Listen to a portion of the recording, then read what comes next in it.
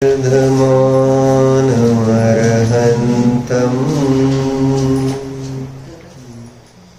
नत्वा बालप्रबुद्धये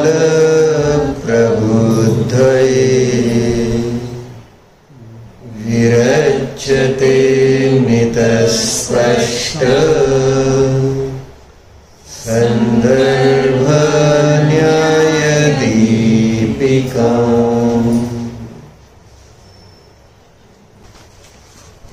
अभिनव धर्मभूषणति विरचित न्यायदीपिका जीवन की सबसे श्रेष्ठ निधि।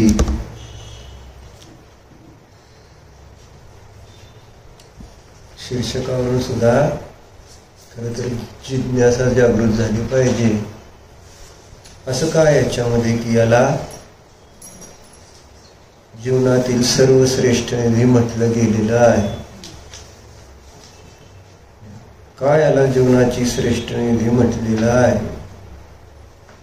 असं काय?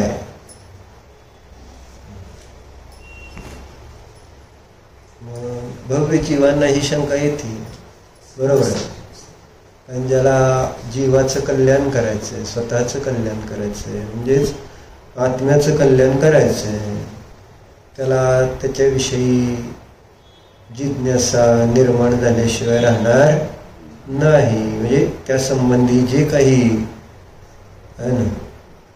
विषय असतील ते सगळे, मग ते पूजन अर्चन असू देत किंवा गुरूंची सेवा, स्वाध्याय, जे षटक्रिया अपेक्षेने बघा, नाहीतर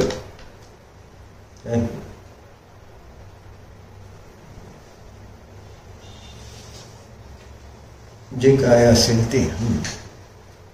तर सांगायचं काय, भव्य जीवांना याच्या प्रति प्रीती असताना, म्हणून म्हटलं ना की भव्य त्याचंच नाव आहे ज्याच्या मनामध्ये तत्वाच्या प्रति प्रीती आहे,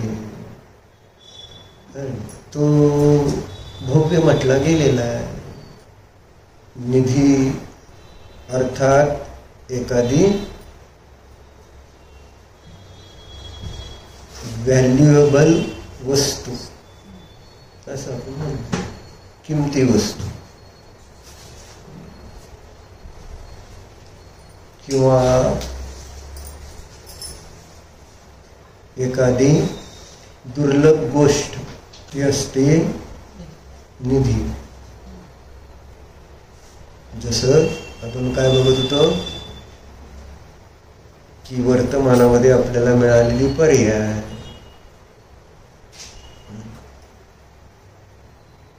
ती सुद्धा कशी आहे? दुर्लभ आहे। ती एक प्रकारची निधी आहे। तुम्हाला ते वाचून दाखवलं ना की एकापेक्षा एक दुर्लभ आहे ना, ही अवस्था कशी आहे, बरोबर आहे?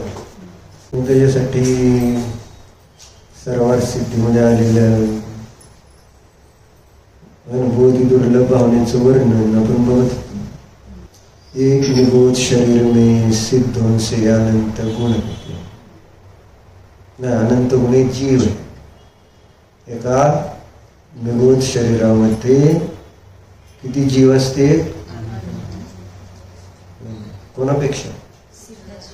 सिद्धराशी। सिद्धराशी किती आहे? म्हणजे भूतकाळात जेवढे सिद्ध झाले, वर्तमानात होत आहेत आणि भविष्यामध्ये होणारे सिद्ध, असे सगळे जरी जीव गोळा केले बेरीज, तर त्याच्याहून अनंत जीव कुठं? एका निबोध शरीरामध्ये। नीट लक्षात घ्या, भूत वर्तमान त्या शरीराच्या आश्रयाने राहणार जीव कशाच्या आश्रयाने राहते? आता आपण या शरीराच्या आश्रयाने, एक देहाचा एक स्वामी आहे आपला, आहे का? तसं ते अनंत काय आपण बघतो, खात नाही आपण ज्या वस्तू, कंदमूळ, तिथं काय एकेका शरीरामध्ये किती जीव आहेत? मात्रा जास्त आहे. असं त्याला कसले जीव म्हणायचे? अनेक जीव आणि शरीर एक. एका शरीराचे अनेक स्वामी आणि एका शरीराचा एकच स्वामी. आपण एका शरीराचे एक स्वामी म्हटले जाते. तसे निगोदी अनेक जीव असतील एका शरीरामध्ये. त्यामुळे एका शरीराचे अनेक स्वामी म्हटले गेले आपले व्यवहार ज्ञान त्या अपेक्षेने.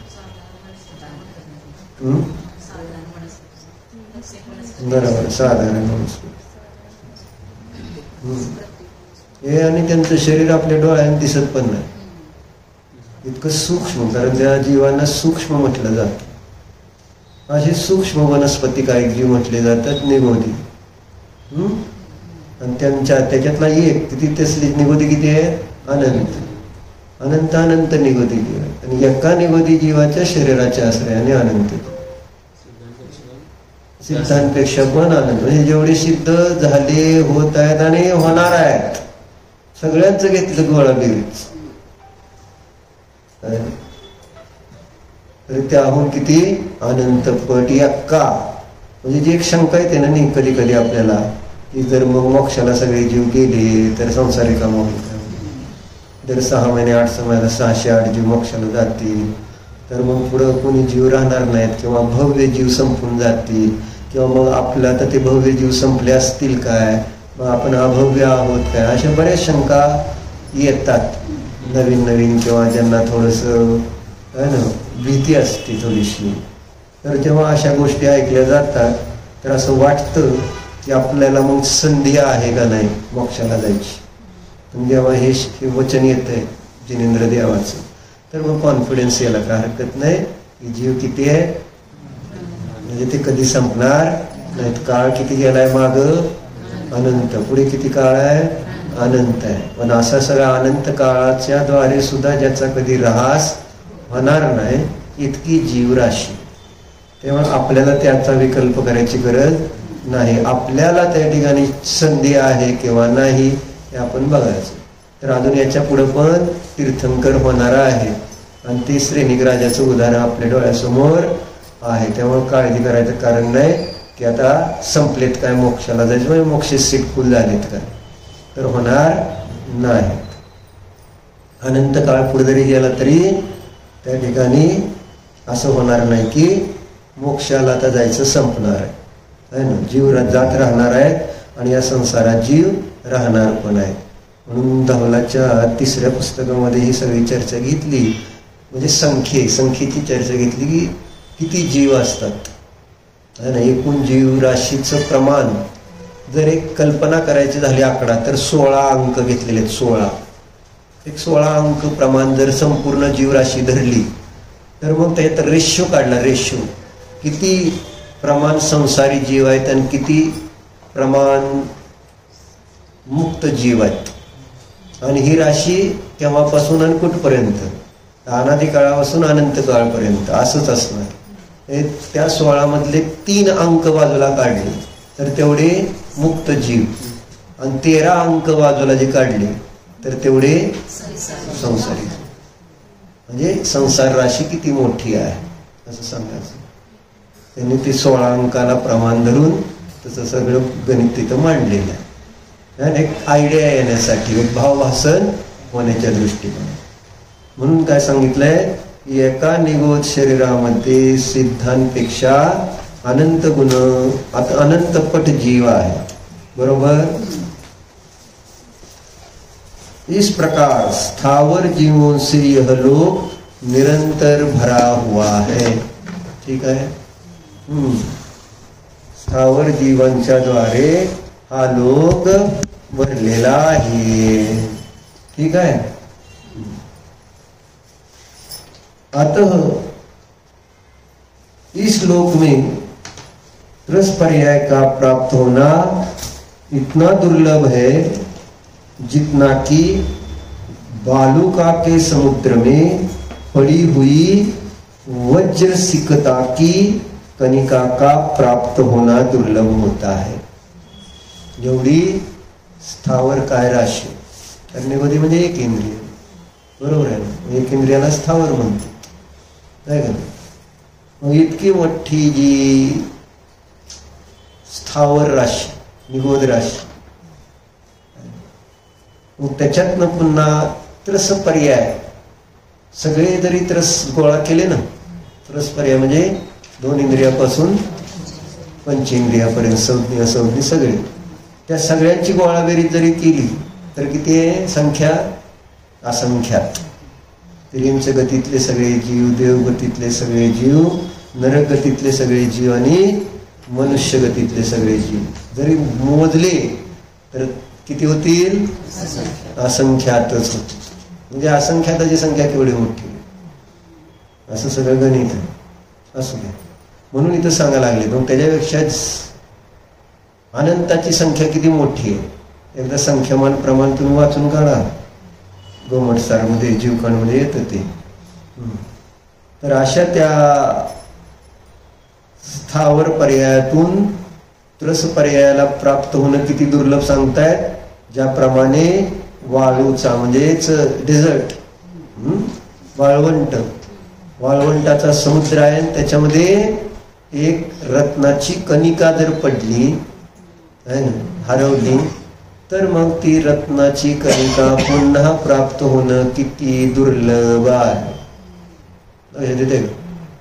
तसं स्थावर मधून त्रस मध्ये तसंच नाही, स्थावर मधून त्रस होण्यासाठीच दिलं ना उदाहरण. एवढ्या प्रमाण जीवराशीतून आहे ना, कोणत्या स्थावर कायिक जीवराशीतून त्रस पर्यायाची प्राप्ती होणं किती दुर्लभ. तर त्या वाळवंटामध्ये पडलेल्या आहे ना रत्नाच्या कणिका म्हणतात, कणिका, रत्न नाही, रत्नाची कणिका म्हणजे बारकी आहे ना, त्या वाळवंटात पडली तर ती पुन्हा मिळणं किती दुर्लभ आहे. असं म्हणलं एक वेळेस ती कणिका पण मिळेल, पण त्रस पर्याय मिळणं त्याहून दुर्लभ आहे. विचार करण्यासारखी गोष्ट. आपण आज त्रस पर्यायाला प्राप्त झाले हे सांगायचं.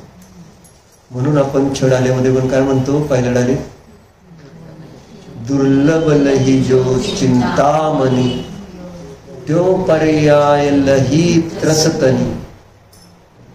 कळते का सिद्धम तुला काय मिळाले आणि काय करायला चाललोय आपण? त्रस पर्यायाचा उपयोग आहे ना. हे कशात वेळ चाललाय त्रस पर्यायाचा?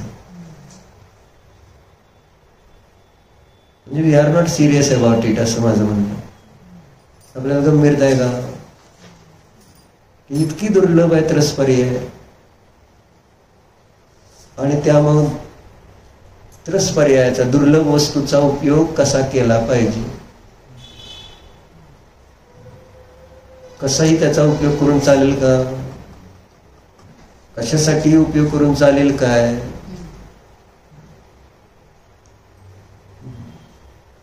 सोनं आहे खूप म्हणून सोन्याच्या चपल्या करून करून वापरेल का?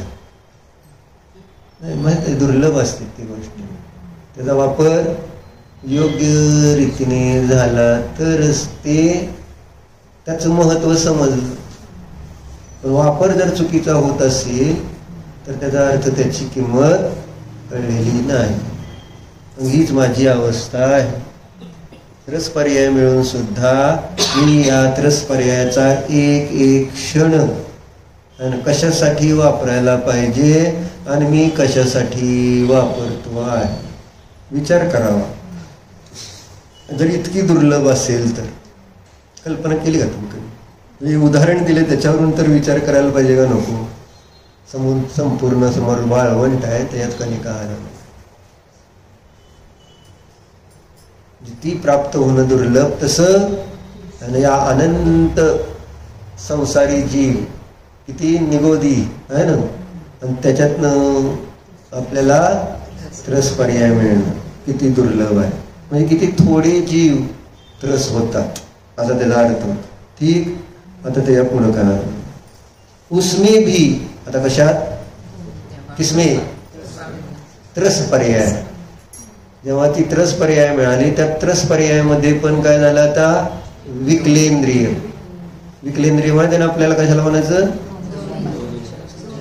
2, 3 आणि 4 या जीवांना विकले इंद्रिय म्हटलं जातं का?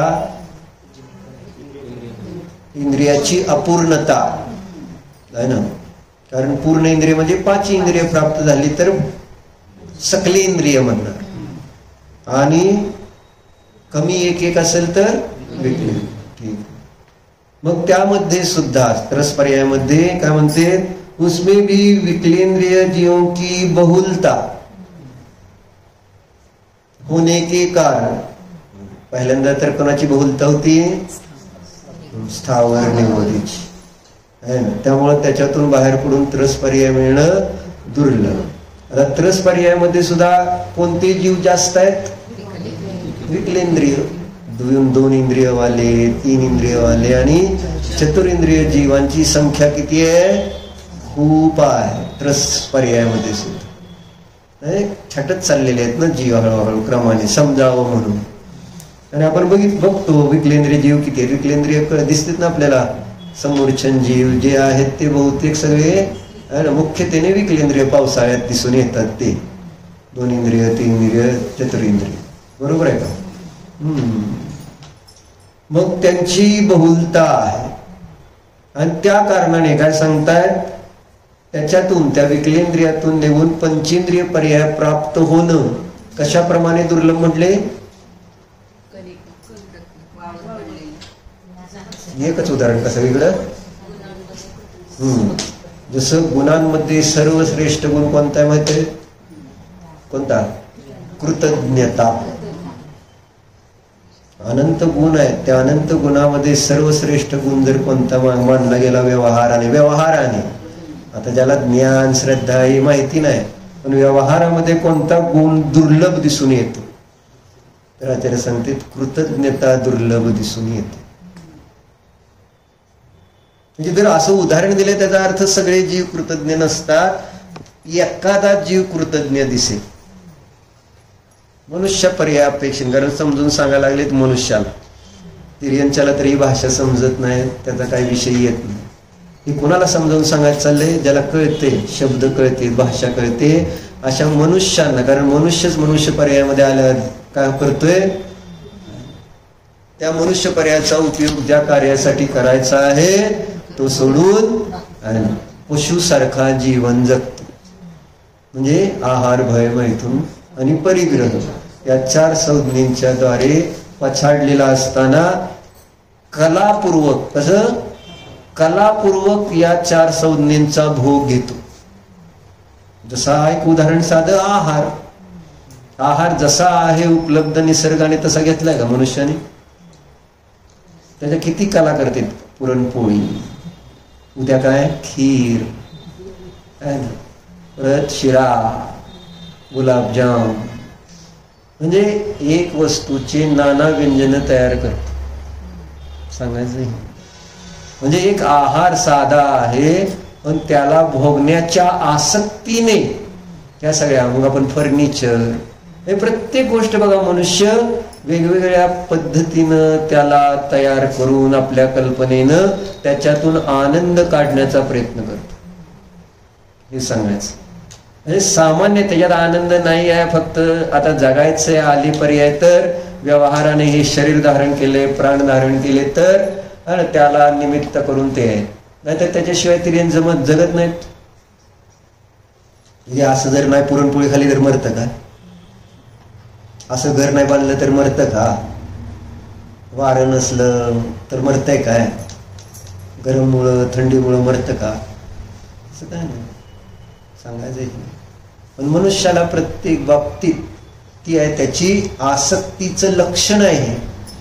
म्हणजे तुमचे कपडे, दागिने, केसाची स्टाईल, एक गोष्टीचं जे जर आपण निरीक्षण केलं तर ते आमच्या आसक्तीचं द्योतक आहे.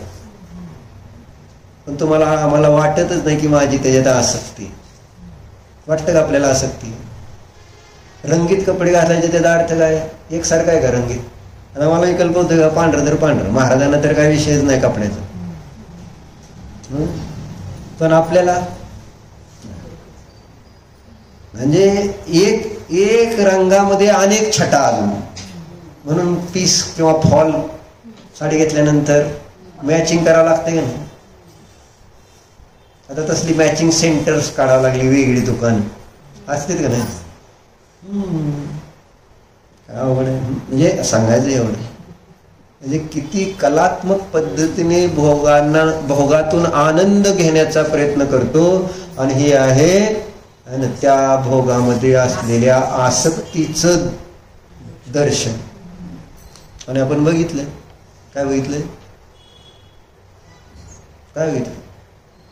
आसक्तीच दुर्गतीचं कारण आहे. त्या आसक्तीमध्ये कदाचित हिंसाही नसेल, चोरीही नसेल, खोटं पण नसेल, कुशील सेवन पण नसेल, परिग्रह पण नसेल, पण तरी सुद्धा ती आसक्ती जी आहे ती तंदुल मत्स्याप्रमाणे मनुष्याची, एक एक विषयांमधली आसक्ती तंदुल मत्स्यासारखी.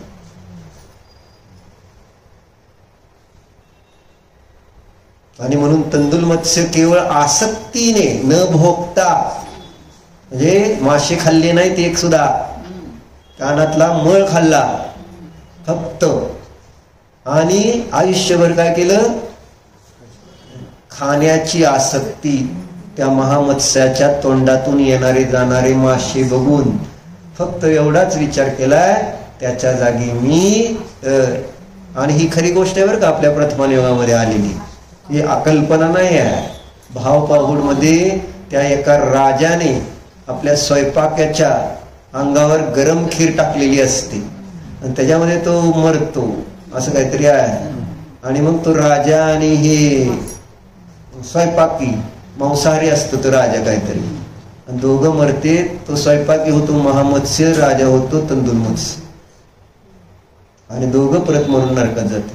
कारण तो राजाला मांस खाऊ घालायचा आणि राजा आसक्तीने मांस खायचा, मांसाचा आहे बहुतेक ते, आहे ना. अशी ती घटना. आणि एक दिवस ती चिडते, काय होते, आली ती घटना.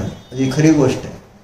आणि हे दोघं आधी मनुष्य पर्यायात होते, आसक्ती भोजनात केली तर माशी झाली, तिथं आसक्ती केली म्हणजे तिर्यंच झाली, तिथं अजून आसक्ती सोडली नाही तर 7व्या नरकात गेली. बघा किती आसक्ती करायची. निस्पृह वृत्ती पाहिजे, माझं काही नाही म्हणून वर्णिजीचं वाचतो ना रोज, तेव्हा मला असं एक थोडस एक पुन्हा पुन्हा चार्ज केल्यासारखं होतं. तेच सांगतात काही नाही आहे जगात तुझं. आज सुद्धा वाचलं होतं बहुतेक का त्या ह्याच्यात आलं वर्णिजी, राहू द्या आता नंतर वाचतो. म्हणजे रोज तेच सांगतायत की तुझं काही नाही, तू एकटाच आहेस, असं पुन्हा पुन्हा त्यांच्या प्रवचनामध्ये. शरीर सुद्धा आपलं नाही, त्याच्यावर विचार करण्यासारख्या गोष्टी असू द्या. काय झालं मग पुढं? काय झालं? कृतज्ञता हा गुण किती दुर्लभ असू शकतो मनुष्याच्या दृष्टिकोनातून सांगायला. म्हणजे याचा अर्थ काय झालं? प्रायः मुख्यतेने मनुष्यात कृतज्ञताच दिसून येते. सरळ आहे ना. नाहीतर असं दुर्लभता सांगलेलं ना, विकलेंद्रियातून पंचेंद्रिय होणं कशाप्रमाणे दुर्लभ, तर कृतज्ञता गुणाप्रमाणे दुर्लभ. त्याचा अर्थ मनुष्य पर्यायामध्ये कृतज्ञता किती दुर्लभ आहे डॉक्टर लक्षात घे. म्हणजे आमच्यामध्ये सुद्धा कृतज्ञता दिसून येऊ शकते किंवा असू शकते, नसते. कारण वेळ प्रसंग आलेला नाही आहे, त्यामुळं आपण आपली कृतज्ञता पाहत नाही आहे किंवा आपल्याला दिसत नाही. आपण कधी स्वतः आपण आपल्या दोषांना मानतच नाही ना. म्हणून बघतो आपण की आयुष्यभर जरी सेवा केली गेली आणि एकदा जरी प्रतिकूल झाला तर आयुष्यभराची सेवा विसरून जाते. आई वडील लहानापासून मोठं करते, परंतु बायको आल्यावर काय होतं? चिदम नाही, दीपक काय होतं?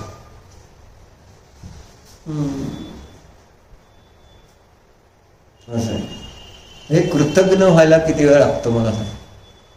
आयुष्यभर कृतज्ञ राहू शकत नाही कोणी, सोपं नाही किंवा राहायचं म्हटलं तर. कारण प्रत्येकाचा उपकार आहे शांततेने विचार केला तर. म्हणजे आपल्या साधनेमध्ये बाधा उत्पन्न न करणारे सुद्धा, आणि आपल्या प्रति कृतज्ञता, आपण त्यांच्या प्रति कृतज्ञता मानली पाहिजे नको. तुम्ही मला आत्मसाधना करण्यास बाधक नाही झाला. कारण बाधक होऊ शकले असते ते सुद्धा, पण नाही झाले. त्यांच्या प्रति आपण आपली कृतज्ञता व्यक्त करतो. थँक्यू, धन्यवाद. मध्ये तर तेच प्रकरण चाललंय, रौद्र ध्यानाचं, हिंसानंदी रौद्र ध्यान. केवळ हिंसा करणार रौद्र ध्यान त्यांनी सांगितलं. आपल्या विषय भोगाच्या निमित्तात दुसऱ्या जीवांना दुःखी करणं हे हिंसानंदी रौद्र ध्यान आहे. मला भोग भोगायचे, त्यामुळं दुसरा जीव दुःखी झाला तर आपण, जसं मला कॉफी प्यायची पण त्याच्यात झुरळ मिली तर चालतील का नाही? चालतील का नाही? आपल्याला एक खाण्याच्या दृष्टिकोनातूनच विचार करा ना. किती वर्तमानात आपल्याला माताजी नेहमी काय सांगते, काय सांगते? 5व्या काळातला जीव अन्नातला किडा आहे. म्हणजे रसामध्ये इतका आसक्त आहे की त्या रसापासून स्वतःला वेगळं पाहत नाही असं सांगायचं. म्हणजे त्याच्यात एकदा बुडला तर असा बुडतोय, त्याला आपली सत्ता सुद्धा भासित होत नाही. तद्रूप तन्मय होऊन जातो त्या रसाशी. इतकं आसक्ती रसाची.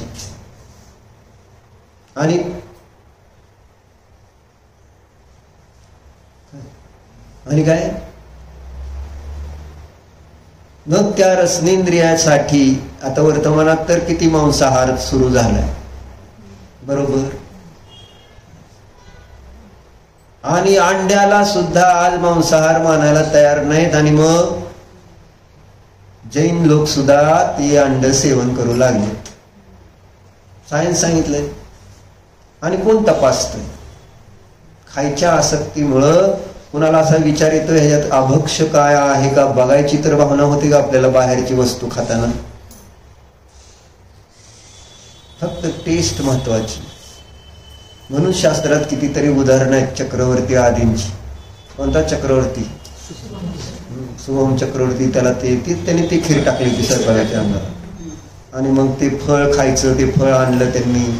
आणि मग त्याला समुद्रात घेऊन जातोय, नमोकार मंत्र लिहा म्हणतोय, नाहीतर समुद्रात टाकेल. आणि मग लिहिलं त्यांनी, पायाने पुसलं. आसक्तीचं फळ, भोजनातल्या आसक्ती. त्याला फळासाठी घ्यायला नाही ती त्याच्यावर, केवळ फळ खायचं होतं त्याला.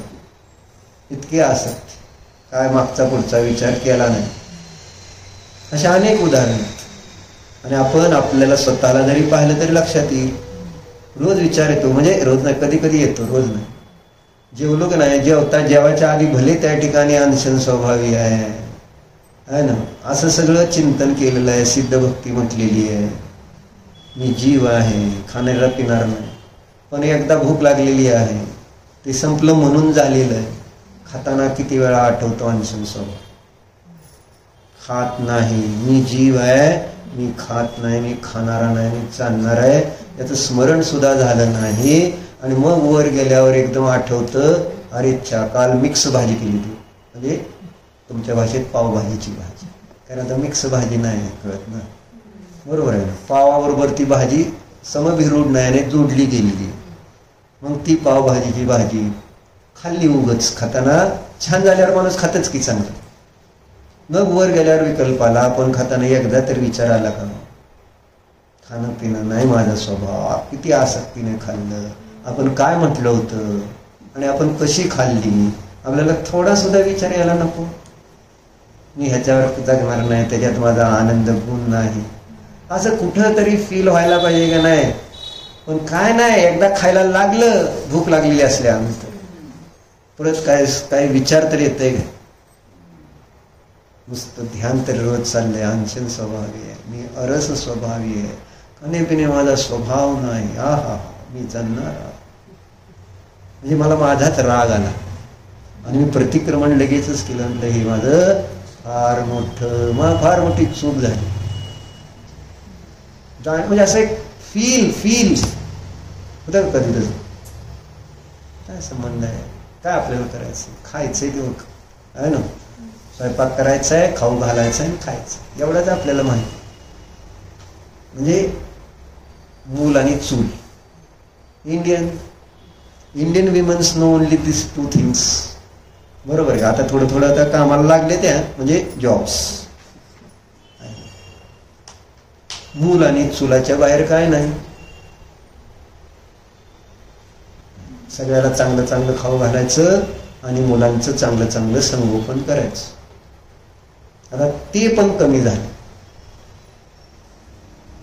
त्याच्यातनं काहीतरी निदान लाभ होत असेल.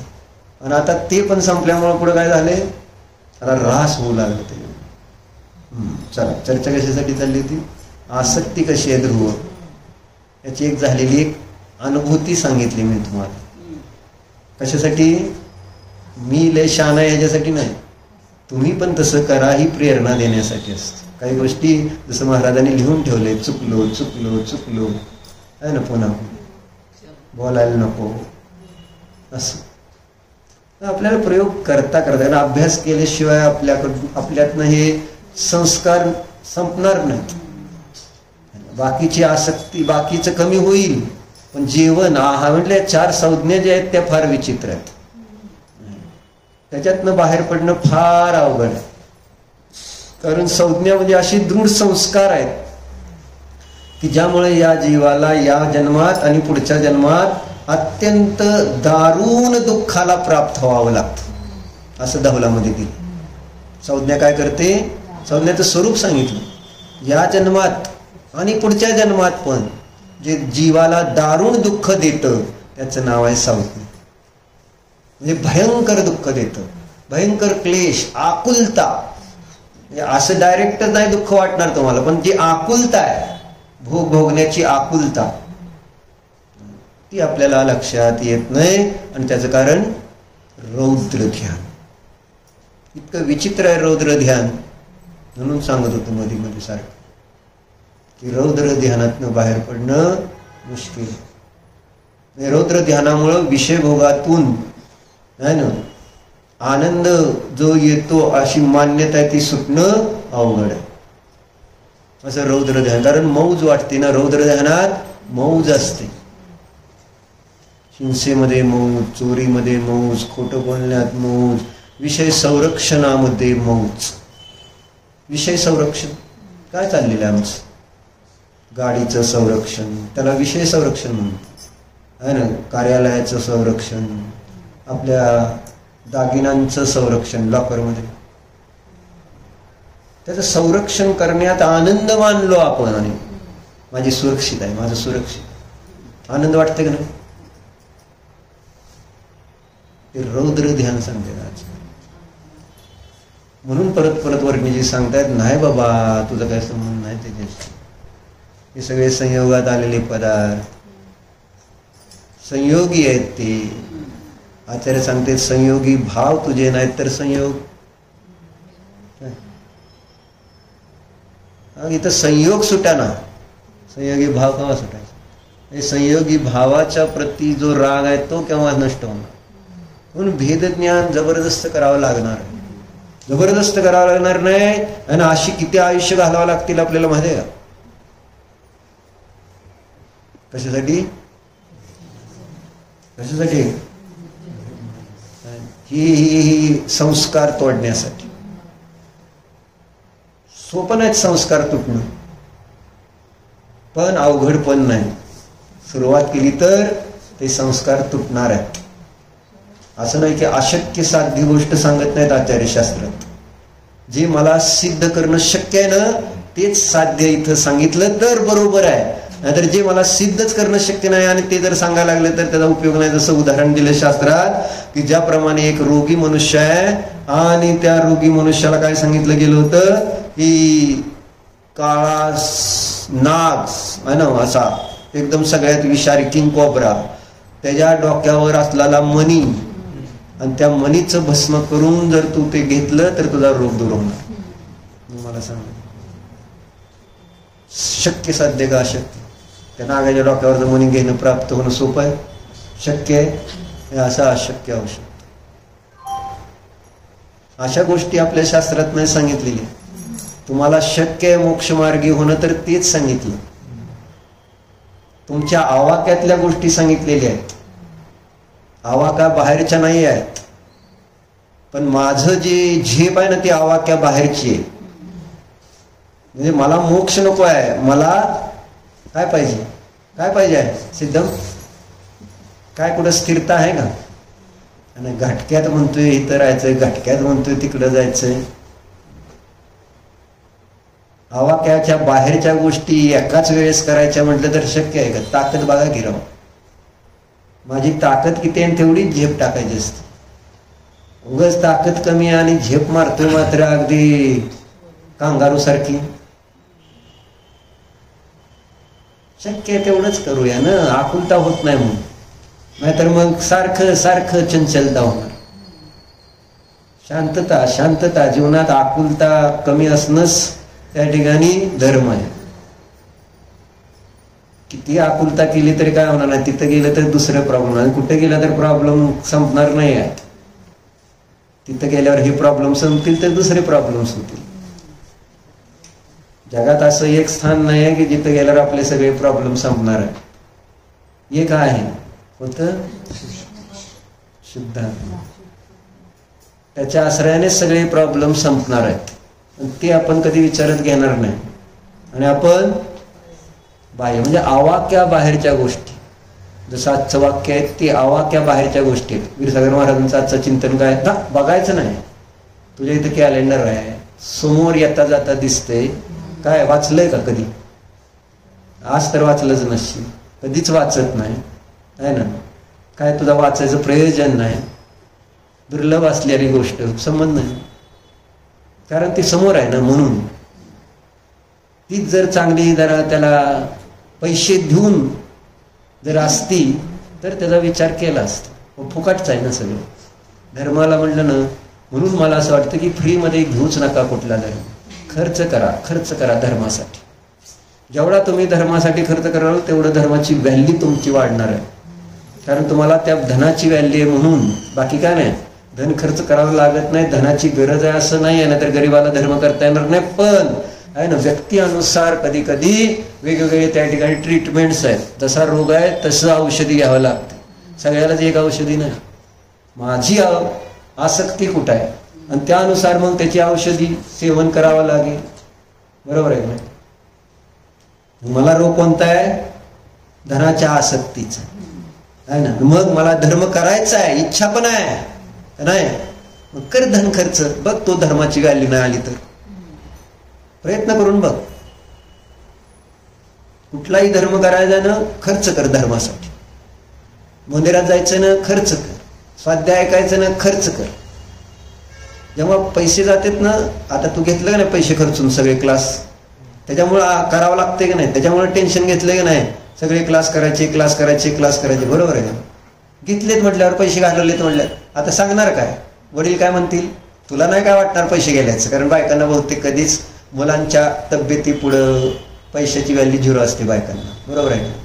काय झिरो, तुम्ही करोड जाऊ दे, पण मुलगा मोठा असतो आईला, पण बापाला त्याला काय इतके पैसे घालून क्लास घेतलाय ना, तर तू काय अभ्यास करत नाही? बरोबर आहे का दीपक? असं होतं का नाही? होणार का नाही? अभ्यास जर आता सिद्धमनं त्या क्लासचा केलाच नाही, काय होईल सांग बरं? किती पैसे घालवले सिद्धम क्लासचे? क्लास सगळे घ्यावं लागतात ना, विकत घेतलेत का फुकट मिळाले? विकत घेतलेत का नाही? किती पैसे गेले सांग? एक मला उदाहरण पाहिजे. 30,000 गेले. आता तू अभ्यास करू नको त्या क्लास. महिन्याला 30,000 का काय? सगळं पूर्ण कोर्स 30,000? एवढ्या स्वस्तात आहे का? ऑनलाईन एवढं 30,000च आहे म्हण की. असं आता 30,000 देऊन क्लास घेतले ना, क्लास केला नाही, काय होईल? काय सांगणार का नाही? एकदा दोनदा तीनदा तर सांगणार का नाही?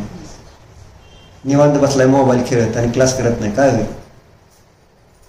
म्हणून घेतला काय झालं तू? 30,000 घालवले ते, तर ती पैसे त्यास करते का नाही?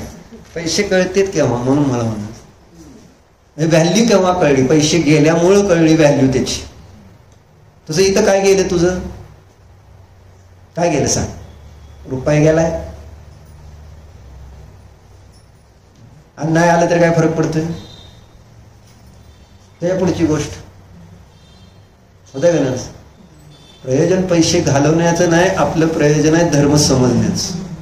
हे धर्माबद्दलची व्हॅल्यू आपल्या आपल्या विचारामध्ये वाढण्यासाठी चर्चा चालली आहे ना. कारण कोणती वस्तू आपण पैसे देऊन विकत घेतो त्यावेळेस आपण त्या पैशाच्या दृष्टिकोनातून त्या वस्तूची आहे ना देखभाल किंवा त्याचा विचार आपल्या मनात राहतो. बरोबर आहे.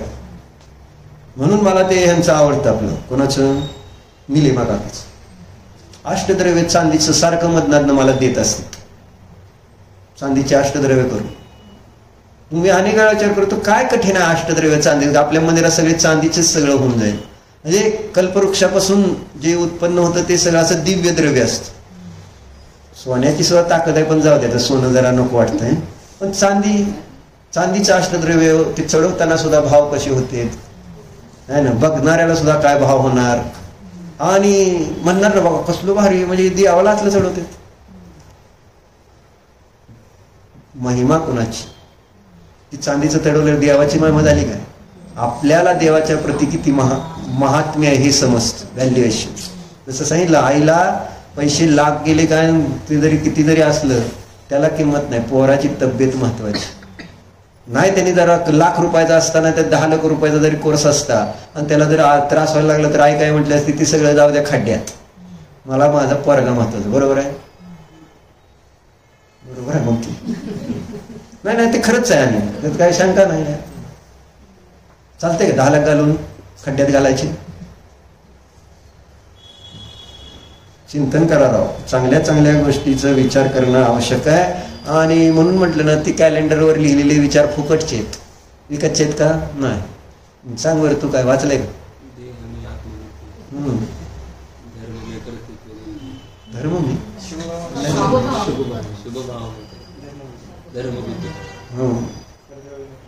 परद्रव्यामध्ये कर्तृत्व बुद्धी आणि 4 आहेत ना. चौथं काय, विषयामध्ये सुखबुद्धी. 4 आहेत ना. म्हणजे आता वाच काय लिहिले, वाच उठून आणि 10 उठा वशा काढ.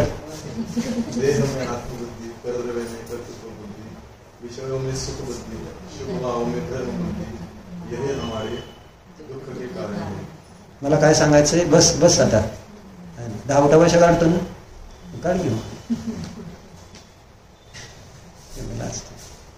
विसरणार नाही आयुष्यभर जर तो आज 10 उठ्या वजा काढल्या, ते 4 वाक्य विसरणार. पण कोणाला लक्षात ठेवायचे असा प्रश्न येतो. म्हणजे त्या चिठोऱ्या 50 ठिकाणी लिहिणार, दिलं इकडचं तिकडच्या कागदावर खिशात ठेवून कुठं किती वेळा लिहिलं का. हिशोब व्यवस्थित पाहिजे. आणि इथं जीवनाचा हिशोब सगळा बिघडला तर चालते, समजेनाच आपल्याला. मग ही 4 कशासाठी सांगत होतो मी आत्ता, आवाक्या बाहेरच्या गोष्टी आहेत हे सांगतोय, त्याच्यासाठी आमचा प्रयत्न चालू.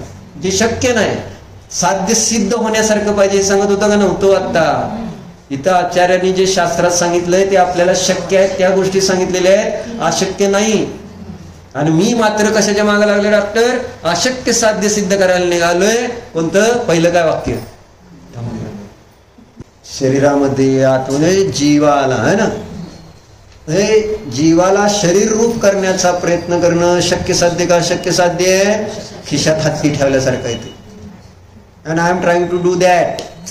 संसारीची त्याचं नाव आसक्ती, आवाक्या बाहेरची गोष्ट करायची. जे साध्य होणारच नाही सिद्ध, त्याला सिद्ध करायला निघालोय. नॉन सेन्स ह्याला म्हणायचं. कळलं. शक्य आहे का अशक्य आहे. विफाम पण व्हायचंय, दुकान पण करायचंय, CA पण व्हायचंय, धर्म पण करायचंय, ध्यान पण करायचंय. अरे नेमकं काय करायचंय काय, हे काहीतरी जरा दमाने जरा हो, हळूहळू. म्हणजे एक नजर बहारावर चिंध्या ओझच जास्त झालंय विचारांना. काम थोडंच व्हायला लागलंय आणि ओझ मात्र जास्त झालंय. त्याच्यामुळं शरीर सुद्धा त्या ठिकाणी बिघडायला लागलं. एक at A time focus on one thing at A time. एक तर एकच कर ना. न्यायदीपिका पण शिकायची आणि CA पण क्लास पण करायचा आहे प्रवेशिका पण शिकायची आणि परत B.Pharmचं पण करायचंय आणि मग ध्यानाला पण बसायचंय आणि अजून काय करायचं रे, दुकान पण बघायचंय. किती गोष्टी टकोर येतात. माणसाला येड लागला असं जर थोड्या दिवस अशा येडावशील तू माहित आहे का. त्याला वेगळ्या गोळ्या खर्च करून खावं लागतील. काय रे दीपक, खावं लागतील का नाही. आणि ते चांगलं पण वाटणार नाही गोळ्या खाणं. कोणाला चांगलं वाटतं का. मानसिक आजार आहे म्हणून गोळ्या घेतो म्हटलं तर कोण कोण खाते सांगावर येतो गोळ्या. नाही खात कोणी. मी तर खातोय रोज. खावं लागते ते बाबा. हे असे समोर बघितल्यावर मला गोळीच घ्यावं लागेल वाटतं. गोळी खा असं आहे ते. अवघड आहे. म्हणजे पराचा विचार केला तर गोळ्याच घ्यावं लागते आणि गोळ्या पराचा विचार करणाऱ्यांनाच घ्यावं लागतायत. जास्त पराचं चिंतन सोडा ना सोडा असं काय फरक पडत नाही. काय फरक पडत नाही. सगळे आपल्या आपल्या म्हणून वर्णिजीने ते दिले. एवढ्या महाराजांच्या डायरेक्ट तेच आले. सगळं क्रमनियमित आहे. तू का उगाच विकल्प करतो. असं करू तसं करू, असं सांगू तसं सांगू आहे ना. विनाकारण विकल्प करून काहीतरी आवेशात येऊन कशाय करून काहीतरी बडबड करून कशासाठी कोणासाठी करतो. सर्व काही क्रमनियमित आहे, क्रमबद्ध आहे. इतकं सोपा मंत्र आहे पण त्या मंत्राचा उपयोग करत नाही आपण. वेळ नाही ना विचार करायला. अडचणी कठीण आहे राव. दुसरं काय पहिलं झालं तर दुसरं काय. परद्रव्यामध्ये जो कर्तृत्व भाव आहे नाही ना. जिनेंद्र देव थकले राव. थकले म्हणजे काय, त्यांनी सोडलं. ते सोडलं म्हणून देव झाले.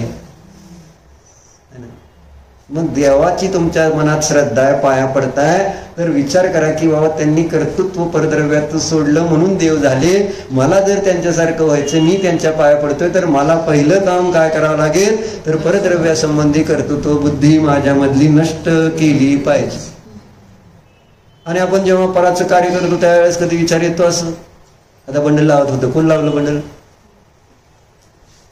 कर्तृत्व बुद्धीने लावले का न्याय बुद्धीने लावले.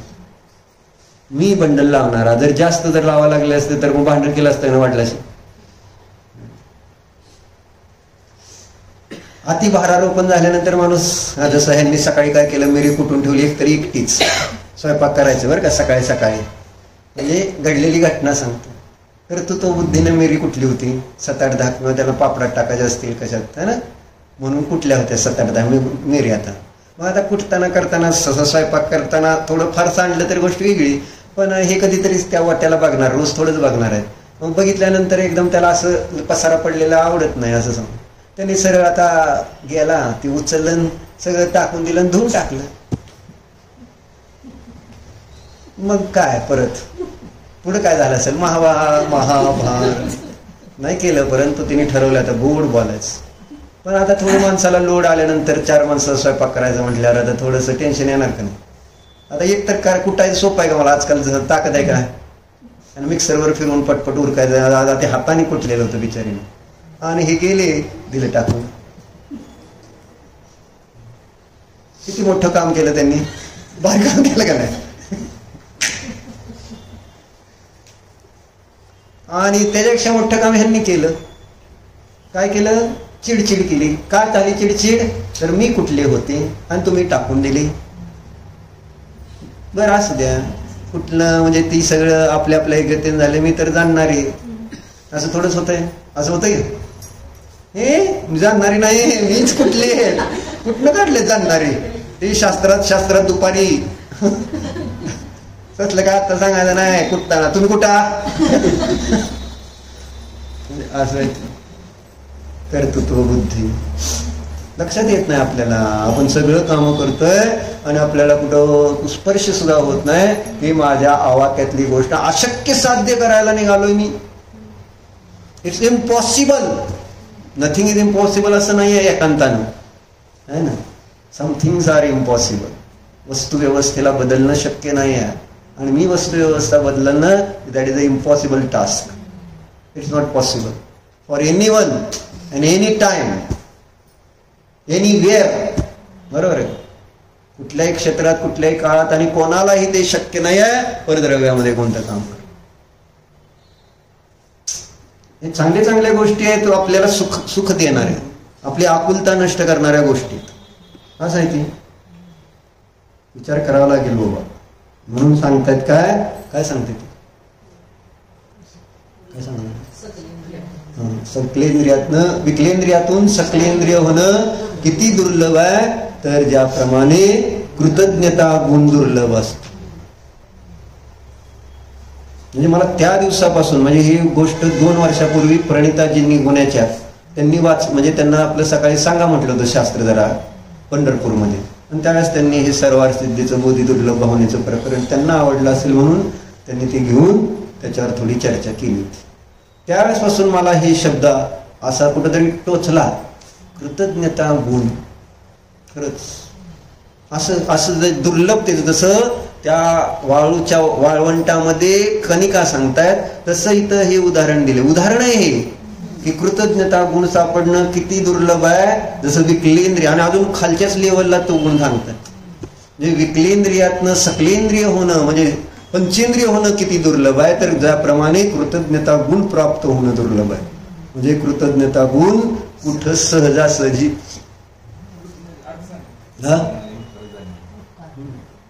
केलेल्या उपकाराची जाणीव राहणं, त्याचं नाव आहे कृतज्ञता असं. आणि आपण कोणाचं कोणत्या, म्हणजे देवशास्त्र गुरुची किती उपकार आहेत आपल्याला, आहे का कृतज्ञता कुठं तपासलं तर लक्षात येईल. हो, मुख्यतेने बघा तुम्ही, देवशास्त्र गुरूंनी तर आपल्याला एवढा मोठा सुंदर मोक्ष मार्ग, सम्य दर्शन, प्रज्ञान चारित्र, हे जिनवानी 6 द्रव्य 7 तत्व, तू आत्मा परमात्मा, या सगळ्याची आपल्याला जेव्हा ओळख करून दिली, त्यांच्या प्रती आपण किती कृतज्ञ पाहिजे. आहे ना, तिथं आपण पूजनामध्ये काय म्हणतो, अर्पित हे मेरा नश्वर, माझं शरीर सुद्धा तुला अर्पण करतो देवा, पण मला माझी वस्तू दे. कारण शरीर आहे एवढं, दुसरं काय कोणतं नाही ना गोष्ट व्हॅल्युएबल आमच्यासाठी. ते शरीर पण घे, पण मला माझा आत्मा दे. असं आहे. इतकी कृतज्ञता आपल्याला भगवंतांच्या प्रती आहे, गुरूंच्या प्रती आहे, जिनवानीच्या प्रती आहे. बघा, म्हणजे आपण तपासलं तर लक्षात येते. देव दर्शन केलं, विषय संपला, आपण कुठं विचार करतोय परत देवाचा काय. जे आपल्या जीवनात सुख प्राप्त होतंय ते देव दर्शनामुळे आलेलं आहे असं म्हणून कधी आपल्याला देवाचं परत स्मरण होतंय, कृतज्ञ नाही. जितकं म्हणून सुख भोगतो आपण आज, ते कशाचं फळ आहे, तुम्ही गेलेल्या देवदर्शनाचं फळ माहिती आहे तुम्हाला. कुणाला एकदा तर स्मरणात येते का ही देवदर्शनाची कृपा आहे म्हणून, देवाची कृपा आहे म्हणून. देवाचं एकदा तर स्मरण होतंय का, किती वाचलं आपण भक्तांवर असू, नाही तर सगळ्या प्रकारचं दुःख, हत्तीचं, सिंहाचं, आणि त्या जंगलात लागलेल्या आगीचं, सापाचं, त्या रणांगणामध्ये त्या युद्धाचं, त्या आहे ना, परत त्या समुद्रामध्ये असलेल्या नाव आहे ना, आणि ते शरीरात झालेला रोग आणि बंधन आणि बद्ध, या सगळ्या भयातून मुक्त कोण करते. काय लिहिलं भक्तांवरचे ते 9 श्लोक आहेत नाही, त्या सगळ्या भयातून मुक्त करणं. भय, त्यांच्या निमित्तात उत्पन्न होणारं भय तुमच्या स्मरणात. तन्नाम नागदमनी हृदयस्य पुंस, आहे ना, नागमणी रूपी औषधी तुमच्या, ज्याच्या हृदयात तुमचं नामरूपी नागदमनी, नाम तुमचं नाव ज्याच्या हृदयात, तो असाच त्या विषधराला ओलांडून जाईल. कारण कुसुमतांनी सांगितलं, सापाला असं ओलांडून झालेलं, सापाला लय अहंकार असतो बरं का. कारण त्यांच्या घरासमोर घटना घडलेली आहे. तिथंच 2 मित्र होते, समोरनं साप चालला होता, शेताकडची घटना. मग एक मित्र, दोघा मित्राला पैज लागली, त्याच्यावर त्याला पाय हे करून जायचं ओलांडून. असंच मस्ती, मी ओलांडून जातो, गेला जसा ओलांडा गेला चावला खलास. सापाला आवडत नाही असं ओलांड. तुझ्या अंगावर असं जर पाय टाकून गेलं कसं वाटेल, चालतंय का. अहंकारी असते रे सगळे, कोणाला आवडत नाही असं अंगाला. आणि म्हशीच्या शिंगाला कधी हात लावला नाही, म्हणजे रानटी, तिला अजिबात, तिच्या शिफ्टीला हात लावलं चालतंय, शिंगाला लावलं ना मग मारलं म्हणून सांग. बैलाच्या शिंगाला हात लावून बघा, मग ती लगे असं करते. मला देवच नाही, तसं नाही करायचं, तसं नाही, असं नाही करायचं म्हणणार ती.